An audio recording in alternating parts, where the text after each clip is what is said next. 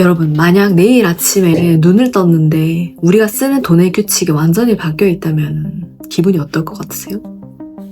별 생각 없으시다고요? 그럴 수 있죠. 저는 요즘 얼마를 어떻게 벌까도 중요하지만 돈이 작동하는 방식 자체가 바뀌고 있다는 것을 알아가고 있는데요. 우린 아직도 비트코인 오를까를 묻고 있는데 사실 더 중요한 질문은 이거예요. 달러는 지금 어디로 가고 있을까? 그리고 달러를 왜 계속 예의주시하고 있어야 될까?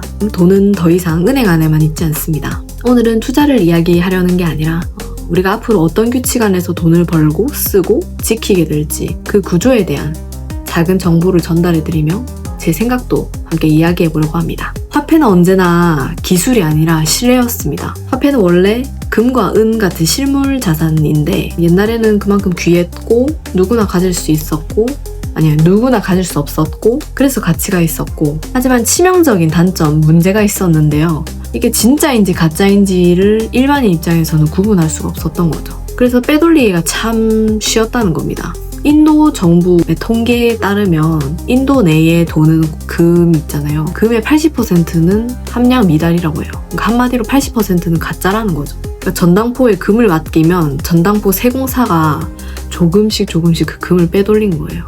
이처럼 금은 귀하지만 위변조에 취약하고 단박에 순도를 측정하기 어렵다는 한계가 있었던 거예요. 그래서 등장한 게 정부의 인장이었던 거고 이때부터 중요한 건 금의 함량이나 실질 가치가 아니라 보증이라는 추상적인 가치가 들어서게 되면서 화폐 개념에 도약이 시작된 거예요. 그리고 결국에는 1971년에 닉슨 쇼크를 기점으로 우리는 지금의 법정화폐 시스템이 구축이 된 거고 그러니까 그 말인 즉슨 정부의 신용에 의존하는 중앙통제화된 화폐로 넘어오게 된 거죠. 그 시스템의 반발로 태어난 게 바로 비트코인인데 비트코인은 정부가 찍어내지도 못하고 위변조도 안 되고 국경도 넘나들잖아요. 하지만 문제가 또 있죠. 파도의 폭이 커서 너무 출렁이는 게 크다는 거죠. 하루에도 몇 %씩 오르내리락 하는데 이게 교환의 수단이 되기에는 불안정했던 거예요. 그래서 이 치명적인 단점을 해결하기 위해 등장한 게 바로 달러 스테이블 코인입니다. 엄연히 따지자면 코인이랑은 다른 개념인데 정확히는 토큰 개념입니다. 이 달러 스테이블 코인은 발행자가 1토큰을 1달러로 언제든 바꿔주겠다는 약속을 기반으로 합니다. 그래서 이거는 투기 자산? 투자하기보다 국경 없는 달러? 디지털 형태의 달러에 가깝습니다. 달러는 그러면은 언제부터 세계 기축통화가 됐을까요? 이 배경에는 미 해군 그리고 미국 국제 시스템이 있다고 합니다. 이게 무슨 관련이 있느냐? 원거리 무역을 하게 되면 바닷길로 보통 해상길을 많이 다니지 않습니까? 이 원거리 무역을 가능하게 하는 안전한 바닷길을 위해 미 해군이 지켜주는 거고 이 안보와 공공재에 대한 대가로 국채를 사달라고 한 거죠. 사실 요청한 건 아니지만 암묵적으로 그 무역을 통해서 이득을 보는 국가들이 미국 국채를 사줬다고 합니다. 미국은 원래 옛날부터 세계 경찰 역할, 골목대장? 지킴이 역할을 자처했잖아요. 그렇다고 미국이 대놓고 국채를 사라고 압박을 한 건 아니었어요. 니네가 할 수 있으면 폐업부터 유저선 알아서 안전하게 다녀.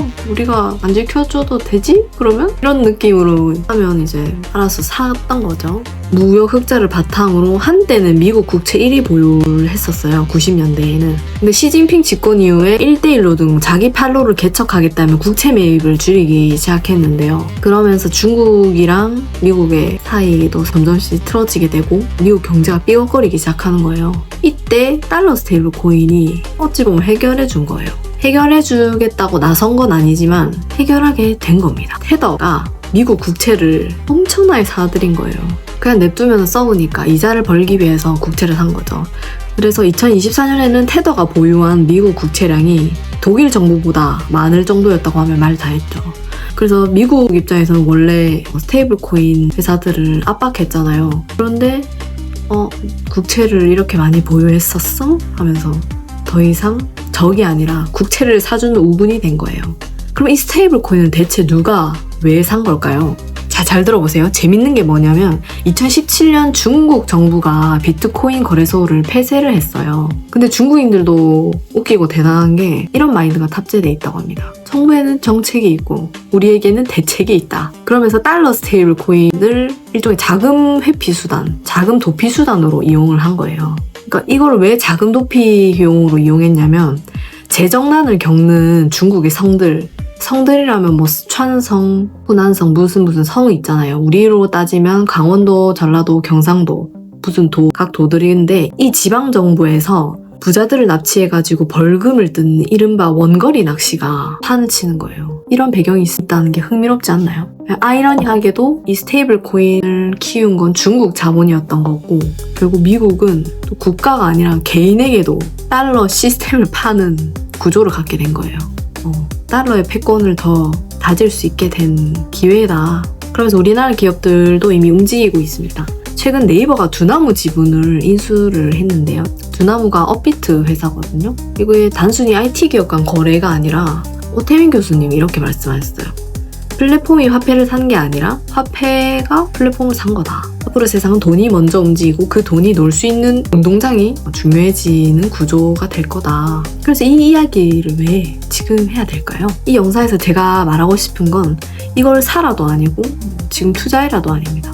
다만 이 질문을 하고 싶은 거예요. 당신의 자산, 이 새로운 돈의 규칙 위에서도 변동성 없이 계속 작동할 수 있을까요? 화폐의 변화는 우리가 이전에 겪었던 역사처럼 이게 단순히 기술의 변화가 아니라 삶의 방식과 선택의 기준을 바꾸는 일이 될 것 같아요. 적어도 우리가 쓰는 돈에 대한 판도와 개념이 바뀌고 있다는 사실은 외면하지 않아야 하지 않나 라는 생각입니다. 그래서 전 자산에서도 달러의 비중이 굉장히 높은데요.